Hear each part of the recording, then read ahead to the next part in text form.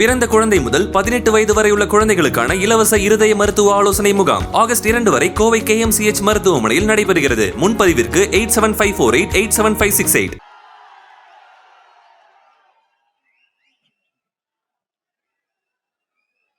பெரியோர்களே, தாய்மார்களே அப்படின்னு பொதுவா திமுக மேடையில் ஆரம்பிப்பாங்க. ஆனா இங்க வந்து பெரியோர்களே தாய்மார்களே ஆரம்பிக்கவே முடியல. ஒட்டுமொத்த இளைஞர் கூட்டமும் இங்கதான் இருக்கு. போராட்டமே 70 வயசுக்கு மேல இருக்க திமுக கட்சி இளைஞர்களை கொண்ட தமிழ்நாட்டின் எதிர்காலத்தை நிர்ணயிக்கக்கூடிய இளைஞர் சக்தியை அண்ணா அவர்கள் ஆரம்பிக்கும் பொழுது,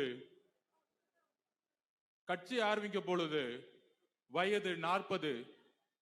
அண்ணா கூட இருக்கும் பொழுது இருந்த தலைவர்கள் நெடுஞ்செழியன், கருணாநிதி அவர்கள், மிகப்பெரிய தலைவர்களா இருக்கக்கூடியவர்களுக்கு வயது 25, 27.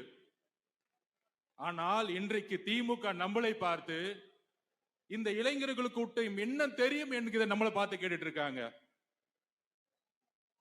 நண்பர்களே,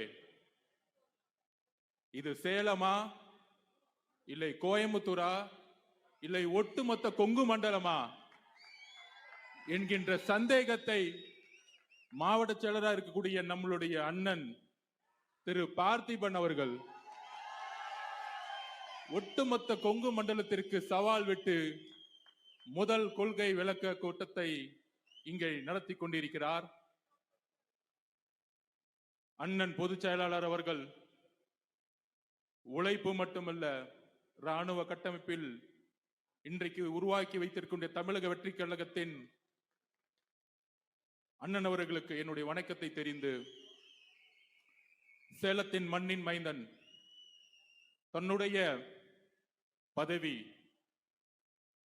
ஒரு சுகமான வாழ்வு, தன்னுடைய படிப்பு, தன்னுடைய எதிர்காலம் எல்லோற்றையும் தூக்கி எறிந்து இந்த வயதில் சேலம் மக்களுக்காகவும் தமிழ்நாட்டு மக்களுக்காகவும் தன்னுடைய பதவியை துறந்து இன்றைக்கு நம் முன் மக்கள் சேவைக்காக வந்திருக்கூடிய என்னுடைய ஆருயிர் நண்பன் திரு அருள்ராஜ் IAS அவர்களே,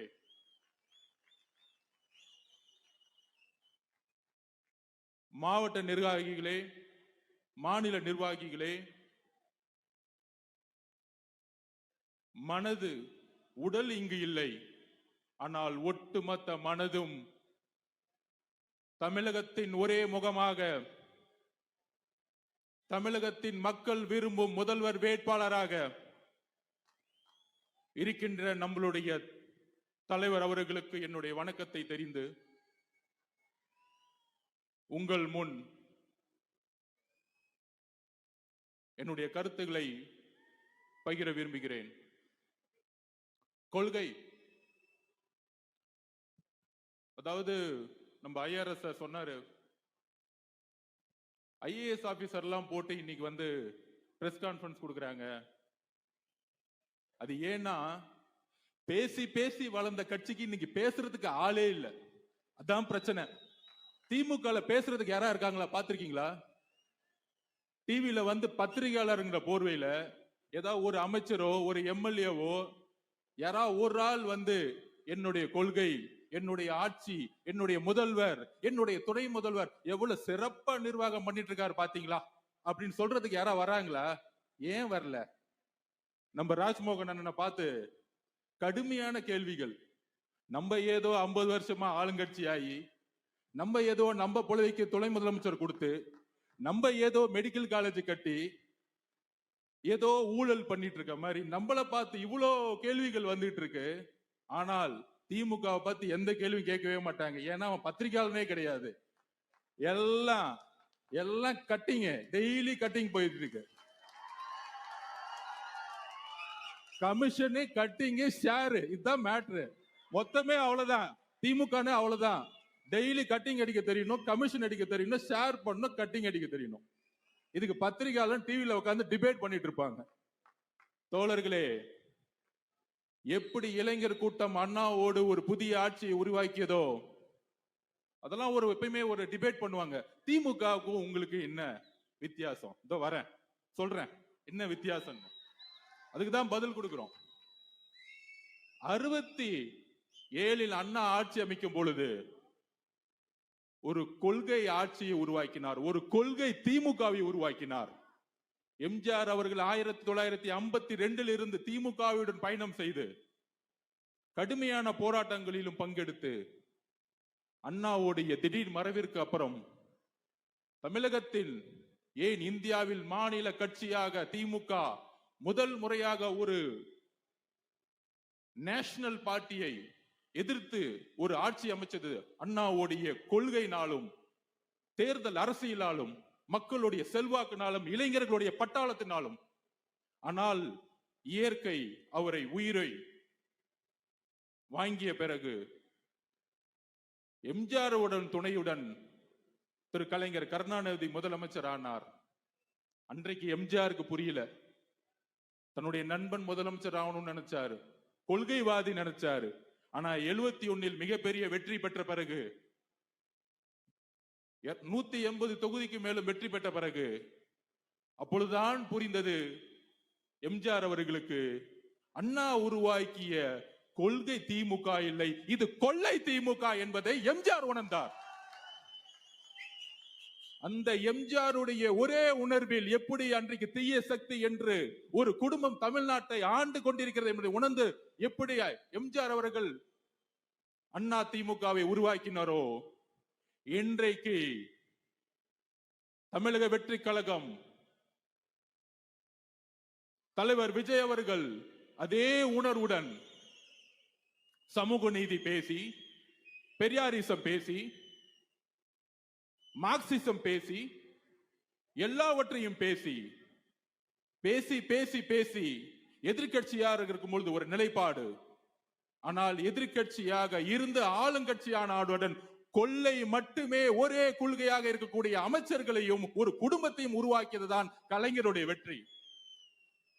கலைஞர் கூட ஒத்துக்கலாம் ஒரு விதத்துல, கொள்கையில சில இடத்துல பெரியாருடைய கொள்கையில ஒத்து போவாரு, ஊழல குடும்பம் முழுசும் பரப்பிடுவாரு. ஆனால் இன்றைக்கு இருக்கக்கூடிய முதல்வர் திமுக அவருக்கு என்ன வேறுபாடு? கொள்கையும் இல்ல, ஒன்லி கொள்ளை தான், ஒன்லி ஊழல் தான். அதனாலதான் அமைச்சர் பாத்தீங்கன்னா பேச வராது. யாராச்சும் திரு செந்தில் பாலாஜி அவர்கள் பெரிய பெரியாரிஸ்ட் ஒத்துக்க முடியுமா? இதுதான் திமுக, இதுதான் திமுக. அண்ணன் வேலு அவர்கள் ஒரு பெரிய மார்க்சிய சித்தாந்தவாதின்னு சொல்ல முடியுமா? மக்களே, இப்பொழுது தெரியுதா திமுக எங்கு வலுவிழந்திருக்கிறதுன்னு? இப்பொழுது தெரியுதா இங்கு ஏன் பிஜேபி வளர்ந்து கொண்டிருக்கிறது என்று? திமுகவுடைய ஊழல்கள் தான் பிஜேபியை வளர்த்துக்கிட்டு இருக்கு. அப்ப உடனே அடுத்த கொஸ்டின், நீங்க ஏன் அதிமுகவை எதுக்கல? நண்பர்களே, போன்ற ஆட்சியில ஜிஎஸ்டி, நீட், சிஏஏ எல்லா போராட்டங்களிலும் அன்றைக்கு இருந்த ஆளும் அரசு ஒன்றிய அரசுடன் சேர்ந்து பயணித்த பொழுது நம்மளுடைய குரல் ஒலித்தது. குரல் ஒலிக்காமல் தலைவர் விஜய் அவர்கள் நீட்டுக்கு எதிரான போராட்டத்தை பங்கெடுத்தார், ஜல்லிக்கு எதிரான போராட்டத்தில் பங்கெடுத்தார், சிஏஏக்கு எதிரான போராட்டத்தில் பங்கெடுத்தார். அன்றைக்கு அவர் அரசியல்வாதி இல்ல, ஒரு சாமானிய மனிதனாக பங்கெடுத்தார். ஆனால் ஏன் நாங்கள் அதிமுகவை எதிர்க்கவில்லை அப்படிங்கிற ஒரு கேள்வியை பரப்புறாங்க. 1972 எம்ஜிஆர் அவர்கள் உருவாக்கிய பொழுது ஒரே குறிக்கோளில் உருவாக்கினார். அண்ணாவுடைய கொள்கையை இவர்கள் விற்று கொள்கையை விற்று கொள்ளை குடும்பமாக மாற்றி ஊழலை நோக்கி போடும் பொழுது கேள்வி எழுப்பினார். அதே உணர்வுடன் தமிழக வெற்றி கழகம் இந்த தமிழகத்தில் பெரியாரிசத்தை பெயரளவுக்கு பேசிக்கொண்டு சமூக நீதியை தூக்கி எறிந்து ஊழலை மட்டுமே அடிப்படையாக கொண்டு உருவாக்குகின்ற இந்த திமுக ஆட்சிக்கு எதிராக கட்சியை உருவாக்கும் பொழுது நம்மளுடைய ஒரே குறிக்கோள், ஏன் அரசியல் எதிரி திமுக, ஏன் கொள்கை எதிரி பிஜேபி என்பதை உள்வாங்கினோம். எம்ஜிஆர் அவர்கள் ஆரம்பிச்ச ஒரு குறிக்கோள், அதை வழிமொழிந்து அம்மா ஜெயலலிதா அம்மையார் அவர்கள் அதே கொள்கையுடன் இருந்து 2014 லேடியா மோதியா என்ற கேட்ட ஒரு குரல், 2016 தனித்துவமாக நின்று அதிமுகவை வென்றெடுத்த ஒரு குரல். அந்த அதிமுகவில் ஒட்டுமொத்த தொண்டர்களும் இந்த குடும்ப ஆட்சிக்கு எதிராகவும் லேதியா மோதியா என்கின்ற கேள்வியுடன் மோதிக்கும் பாஜகவிற்கும் எதிரான ஒரு குரலுடன் இருந்த அதிமுக இன்றைக்கு பிஜேபியை பின்புறல் வாசலாக நேரடியாக வரவேற்று இன்றைக்கு கூட்டணியை உருவாக்கி அந்த கூட்டணியுடைய தலைவர் யாருன்னு இன்னைக்கு வரைக்கும் தெரியல. அங்க அமித்ஷா சொல்றாரு என்டிஏ கூட்டணி, நீங்க அதிமுக சொல்லுது நான் தான் தலைவர்னு. சிஎம் யாருன்னு கேட்டா அமித்ஷா சொல்லணும்னு சொல்றாங்க. அந்த வலு விளந்து வச்சக்கூடிய தலைமை நாங்கள் ஏன் எதிர்க்கவில்லை என்றால் அதிமுகவுடைய ஒட்டுமொத்த தொண்டர்களும் தாவேகாவில் எப்பொழுதே இணைந்து விட்டார்கள். எம்ஜிஆர் எப்பொழுது ஒரு குறிக்கோளுடன் ஆரம்பித்தாரோ, அம்மா ஜெயலலிதா அம்மையார் அவர்கள் எந்த குறிக்கோளுடன் அதிமுகவை மீட்டெடுத்தாரோ, அந்த குறிக்கோளின் ஒற்றை நம்பிக்கை இன்றைக்கு நம்மளுடைய தலைவர் விஜய் அவர்கள் மட்டும்தான்.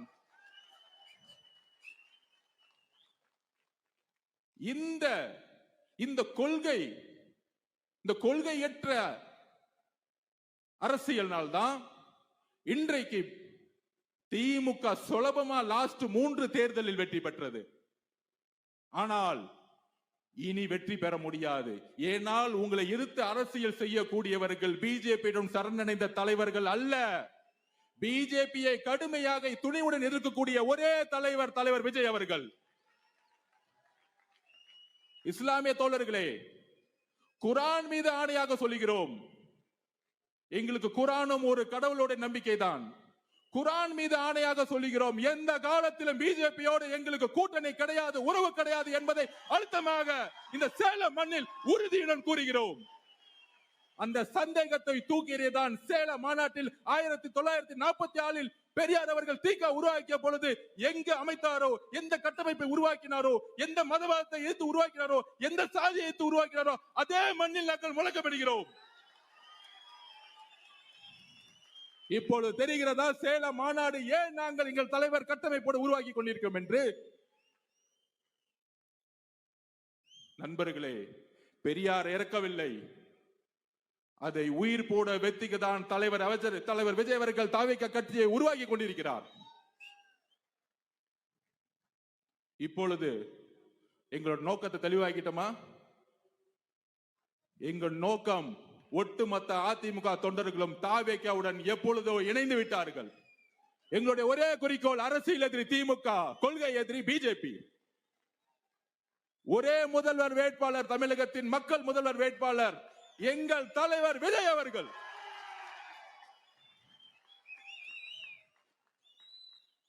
சோ அஜெண்டா கிளியர் பண்ணிட்டோம். இந்த பத்திரிகையாளர்கள் எல்லாம் பேசிட்டு இருப்பாங்க பாருங்க, டிவில உட்கார்ந்து, எல்லாத்துக்கும் நீ மெசேஜ் கொடுத்துட்டோம். போன ஆட்சி ஏன் பத்தி பேசல, போன ஆட்சிக்கு முன்னாடி என்ன பேசல, அடுத்த 4 மாதங்கள் உங்களுக்கு புரியும் எப்படி ஒரு புரட்சியை தலைவர் விஜய் அவர்கள் உருவாக்க போகிறார். மக்கள் சந்திப்பு புரிய வைக்கும். திமுக கூட்டத்துல கவர்மெண்ட் பஸ்ஸை யூஸ் பண்ணி கூட்டத்தை கூட்டி திமுக காரங்க தன்னுடைய நிர்வாகத்தை பத்தி பேசாம தாவேகாவை எப்படி திட்டணும்னு சொல்லிட்டு பேசிட்டு இருப்பாங்க. சோ நமக்கான குறிக்கோள் செட் ஆயிருச்சு, நமக்கான அஜெண்டா செட் ஆயிருச்சு. தேர்தல் என்பது யுத்தம். யுத்தத்திற்கு நாம் தயாராக வேண்டும்.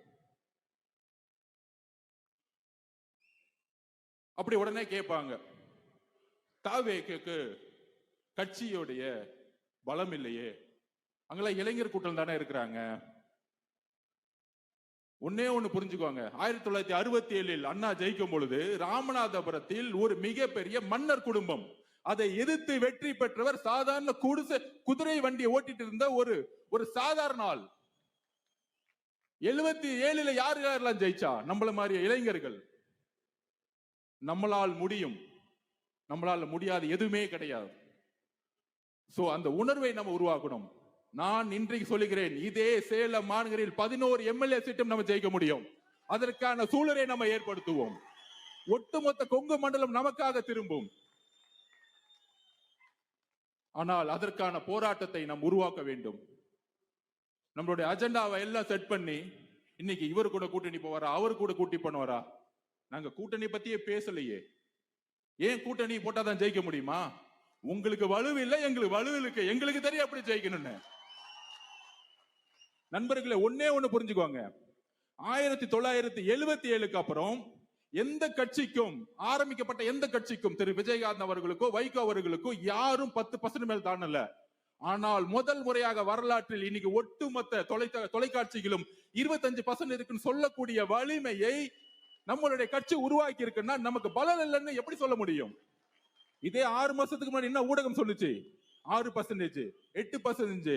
இதே பத்திரிகையாளர்கள் 10%. இன்றைக்கு 25%. அவ்வளவுதான். இன்னும் 8 மாசம் கழிச்சு 30% தலைவர் முதலமைச்சர் ஆயிட்டாருங்கிற உருவாக்குவோம். இங்க ஒரு அடிப்படை அரசியல் இல்லாமல், அடிப்படை மக்களுடைய சப்போர்ட் இல்லாம, அடிப்படை ஓட் பேங்க் சொல்றாமே, ஓட் பேங்க் கிடையாது, மக்களுடைய நம்பிக்கை இல்லாமல் கூட்டணியை உருவாக்க முடியாது. அது உதாரணம் சொல்லவா? ஒரு 3 நாளுக்கு முன்னாடி ஒரு பொய்யை உருவாக்கினாங்க திமுக. அதாவது காமராஜர் அவர்கள் கலைஞருடைய கையை பிடிச்சி ஜனநாயகத்தை நீங்க தாயா உருவாக்கணும். என்ன ஒரு பொய்! 2 பேருமே உயிரோடு இல்ல. அதுல ஒரு கட்டமைக்கிறாங்க. அதாவது என்ன கட்டமைக்கிறாங்கன்னா, திமுக காமராஜர் கலைஞருக்கே அவர்கிட்ட பொறுப்பை ஒப்படைச்சிட்டு போயிட்டாராம். காங்கிரஸ் தோழர்களை ஒரே ஒரு வேலுசாமி அண்ணன் எந்திரிச்சு நின்று இன்னைக்கும் பேசிக்கிட்டு இருக்காரு. உண்மையை பேசிட்டு அடிச்சு வெளுக்கிறாரு. நான் இப்பதான் பாக்குறேன், ஒரே ஒரு காங்கிரஸ்காரர் தன்மானத்தோட வெளியே வந்து பேசிக்கிட்டு இருக்காரு. காங்கிரஸ் தோழர்களே, உங்களை உயிருடன் முழுகி கொண்டிருக்கிறார்கள் திமுக நம்பிக்கைகள். உங்களுடைய கொள்கை ஏன் காமராஜர் எழுத்தன்னா, என்னுடைய கொள்கை தலைவர் காமராஜர் அவர்கள். நீ அங்க தொட்டா நான் இங்க அடிப்பேன். ஞாபகம் வச்சுக்கோ. காமராஜர் தொட்டா காங்கிரஸ்கார வரான்னு இல்லையோ, தாவேக்கா வரும், டிவிக்கா வரும்டா. என்ன பொய்? ஆட்சி இருக்கு, பணம் இருக்கு, அதிகாரம் இருக்குன்னா பிஜேபிக்கு உங்களுக்கு என்ன வித்தியாசம்? என்ன வேறுபாடு? அதே காவல்துறை வச்சு அடக்குமுறை. நேத்து ஒண்ணு புரட்சிகரமா ஒரு பிளான் பண்ணாரு நம்ம பொதுச் செயலாளர். திருவள்ளூர்ல 10 வயசுல ஒரு பாலியல் பலாத்காரம் 9 நாள் ஆச்சு, கண்டுபிடிக்க முடியல. ஆர்ப்பாட்டம் நடத்த பர்மிஷன் கிடையாது. இனிமேட்டு ஆர்ப்பாட்டம் எப்படி தெரியுமா? போலீஸ் ஸ்டேஷன்ல மனு கொடுக்க வேண்டியதான். 5000 பேர் மனு கொடுப்போம், வாங்க ஸ்டேஷனுக்குள்ள போயிடலாம். எனக்கு ஆர்ப்பாட்டம் கொடுக்கல. எங்களோட போராட்டம் எப்படி இருக்குன்னா, நீ எனக்கு ஆர்ப்பாட்டம் கொடுக்கல, பர்மிஷன் கொடுக்கலன்னா நாங்க மனு கொடுப்போம் 5000 பேர் உன் போலீஸ் ஸ்டேஷன்ல.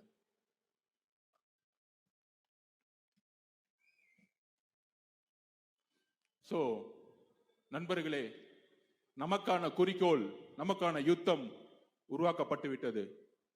அதற்கான வேலைகளை, யுத்தங்களை, கடுமையான யுத்தம் தான். நீங்க சொல்ற மாதிரி பணம் பலம் இருக்கலாம், கூட்டணி இருக்கலாம். ஒரே ஒரு உதாரணத்தோட முடிச்சுக்கிறேன். 2011 கலைஞரிடம் மிகப்பெரிய பணபலம் இருந்தது. மிகப்பெரிய கூட்டாட்சி. காங்கிரஸ், பிசிகே, கம்யூனிஸ்ட் எல்லாரும் இருந்தாங்க, பிஎம்கே இருந்தாங்க. ஆனால் ஏன் வெற்றி பெற முடியவில்லை? 1971 180க்கு மேற்பட்ட கலைஞர் வெற்றி பெற்றார். ஆனால் 77 எம்ஜிஆர் எப்படி வெற்றி பெற்றார்? ஒரே ஒரு விஷயம்தான், மக்கள் உங்கள் மீது நம்பிக்கையை இழந்தார்கள். நம்பிக்கை இழந்தவுடன் ஒரு தலைவனை எதிர்பார்த்தார்கள். அந்த தலைவன் தான் நம்மளுடைய தலைவர் விஜய் அவர்கள், நம்மளுடைய தமிழக வெற்றி கழகம். இன்னும் 8 மாதத்தில் இந்த ஒட்டுமொத்த உலகமும் சொல்லும், மாண்புமிகு திரு முதல்வர் விஜய் அவர்களே என்ற முழக்கத்தை இந்த ஒட்டுமொத்த தமிழ்நாடும் சொல்லும். அதற்கான பணியை செய்வோம், யுத்தத்தை வெல்வோம். நன்றி, வணக்கம்.